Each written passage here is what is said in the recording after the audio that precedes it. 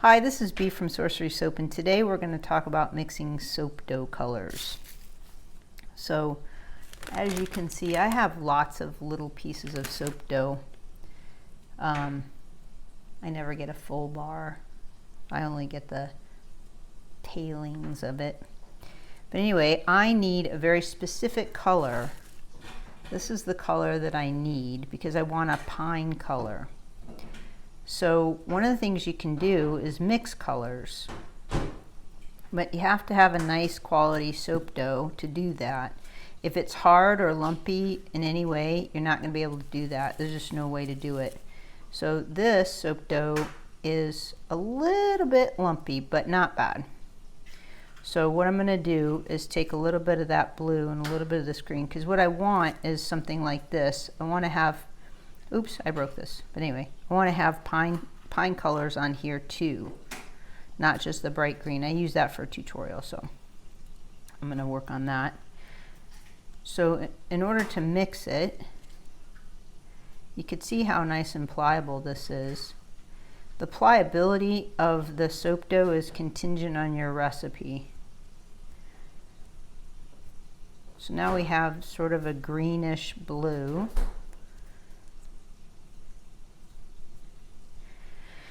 So lately we've been trying to keep in the primary colors in stock.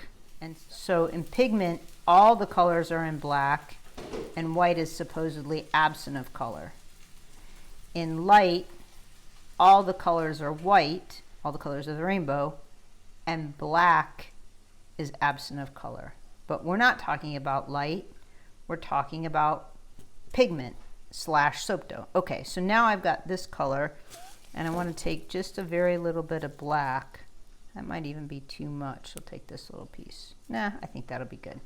Now, it's guesswork, so I'd suggest taking small pieces before you do a whole bunch of it to get what you want. That might be too much black, we'll see. But if you have, so we offer green, just a green. This is our green. It's just a really nice bright green. So came pretty close just by eyeballing it. These will be fine. Actually, I'll probably add a little blue to this. Maybe it looks like it's got more green in it. Okay. So if you're needing a very particular color and you need a lot of it, that's a whole nother issue. But if you just need a little bit of a color, you can just mix this. So, and again, it has to be really good quality soap dough. So if it's lumpy or hard in any capacity, let's see, still needs more green. Because this is more green, this is more blue. Maybe I put too much blue in it. Let's see.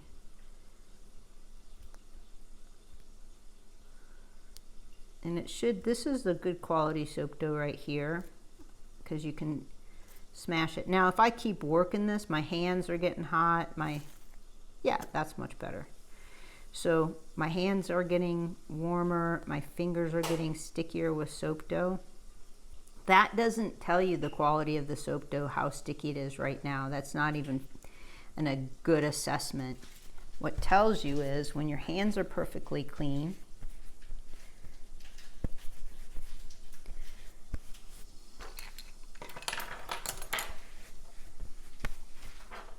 and see this, I haven't worked that, I just pinched it off, and you do this. That tells you it's a good quality soap dough right there. And you can't really make anything if the quality of your soap dough isn't very good. And that's why I work so hard to perfect soap dough, because I know it gets tricky. And it isn't, I personally, I've written 4 books on the topic of soap dough. I would never in a million years say it's just easy. It's so easy. I would never say making soap dough is easy at all. There's a very fine line you have to master in order to get this quality of soap dough. Now, I've made thousands of pounds of soap dough, and that is not an exaggeration. Not only that, I taught my partner, I taught my boyfriend how to make soap dough and what to look for and how to understand it. So that's what you want. That's what you're looking for right here. And I used a lot of words. Hopefully I didn't use too many words to explain my process and how I make it. And I have people write me and ask me, can I substitute this for that or substitute that for this?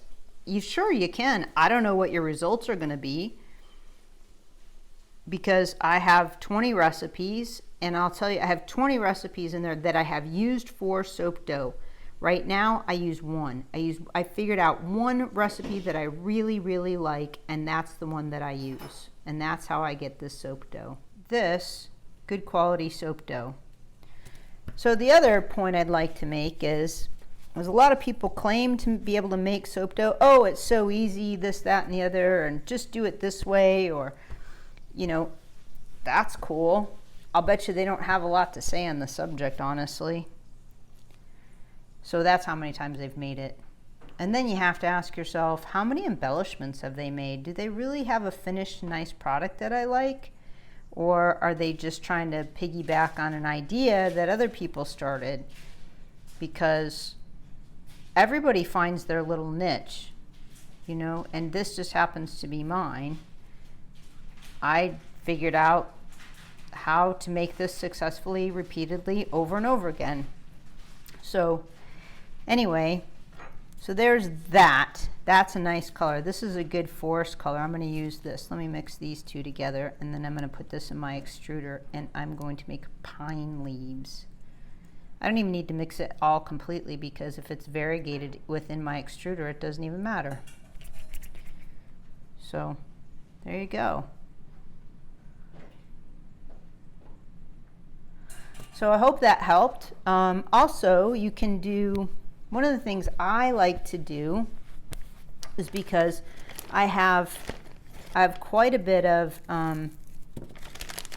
little pieces like this, and so occasionally I want to make a particular color, and if I'm making embellishments, I don't really need to have a huge amount of it, so I'll just mix a color for the amount of embellishments that I'm going to make. So this is pink.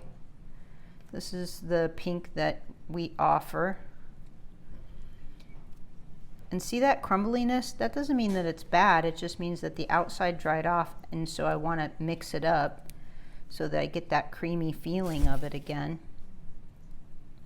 And it does take a little bit of effort. It does take a little bit of push work like this. This is an easier way to do it. And you can see, if you do that, if there's lumps in it like that. Okay, so let's put some white in that. I don't think I need a whole bunch of that. I was going to make pigs. I have a video on how to make pigs on pigs. Okay, so here's a good, this is the other thing. I put things in the extruder so I can just get a little bit of it.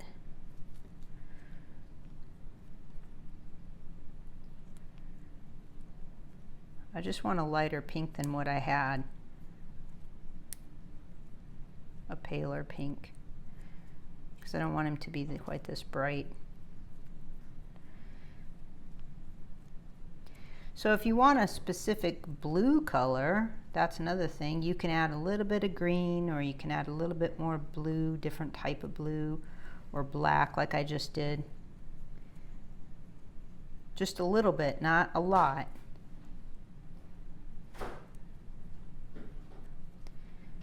And it keeps this creamy consistency, right? So there you go. So white will always lighten up any color. So if you wanted to make gray out of, you don't happen to have any gray, or I'm out of stock of gray, you can make, add some white to your black and make some gray. Or if, see, I got a lump right there. I knew that was going to be a problem. I could feel it in there. Or if you want to make a lighter color, like a lighter butterscotch, and I don't offer the exact color, You can do that. Lighter purple, just add white. One a little bit darker, you can add black to it. And then you can affect that darkerness too. Like if you don't want it to be super black, then you can add, maybe with a warm hint, you can add a little bit of brown to it. That has some more reds to it, so that could be a different color. Anyway,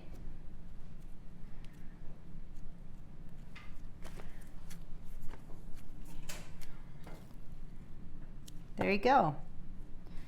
So I just thought this video might give you a little bit of boost, and that way you can get moving on with your projects. Okay, thanks for watching. Bye.